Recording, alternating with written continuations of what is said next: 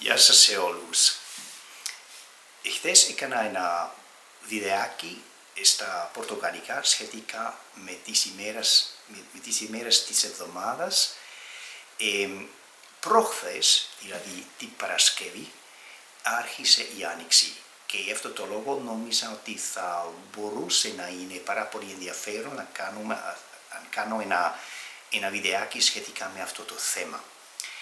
Το θέμα είναι δηλαδή γιατί στα πορτογαλικά και στα ελληνικά τα ονόματα των ημέρων της εβδομάδας δεν ακολουθούν την παραδόση, δηλαδή γιατί δεν είναι ονόματα θεών και αστεριών. Μάλλον είναι αριθμοί. Αν κάνουμε μια σύγκριση των ελληνικών με άλλες γλώσσες, λατίνικες ή γερμανικές γλώσσες, βλέπουμε ότι τα ελληνικά αρχίζει με ένα όνομα ημέρας που προέρχεται από τη θρησκεία, από την παραδόση, που είναι η Κυριακή. Κυριακή σημαίνει η ημέρα του Κυρίου. Έχει σχέση με τη θρησκεία, με την εκκλησία. Αλλά στην άλλη ημέρα, όταν αρχίσει η εβδομάδα της εργασίας, η εβδομάδα της δουλειάς, τα πράγματα είναι πάρα πολύ διαφορετικά.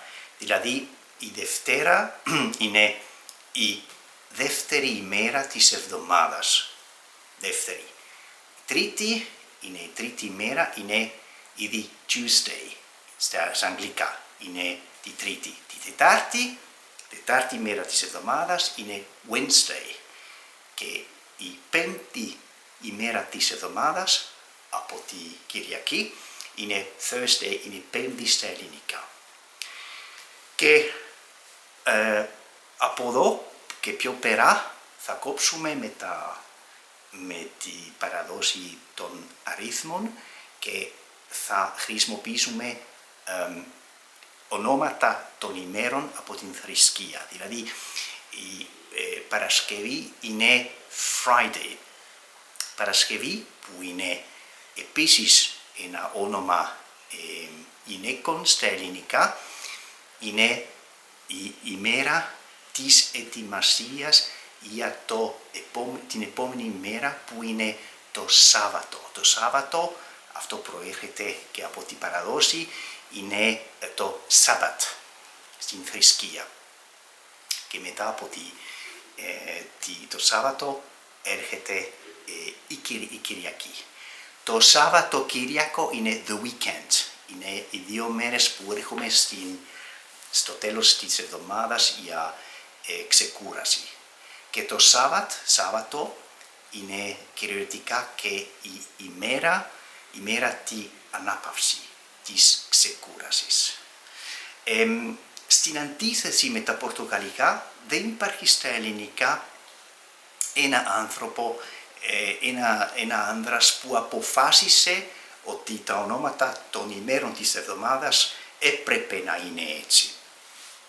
Αυτό προέρχεται από την ιστορία, από την παράδοση. Στην αρχαιότητα υπήρχε στην Ελλάδα ονόματα των ημέρων της εβδομάδας που είχαν σχέση με τους πλανήτες και με τον αστέριον και με τους θεούς, αλλά δεν είναι ακριβώς το ίδιο όπως με τις λατίνικες και με τις γερμανικές γλώσσες. Ελπίζω ότι αυτό το βίντεο σας άρεσε. Αν έχετε ερώτησεις σχετικά με αυτό το πάρα πολύ ενδιαφέρον θέμα, μπορείτε να το κάνετε, και αν θέλετε κάνετε εγγραφή στο κανάλι μου και μπορείτε να μου δώσετε ένα μικρό like. Σας ευχαριστώ πολύ και σας εύχομαι ένα πάρα πολύ καλό Σαββατοκύριακο, δηλαδή ένα πάρα πολύ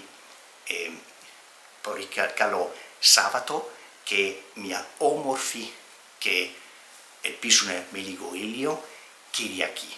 Γεια σας σε όλους.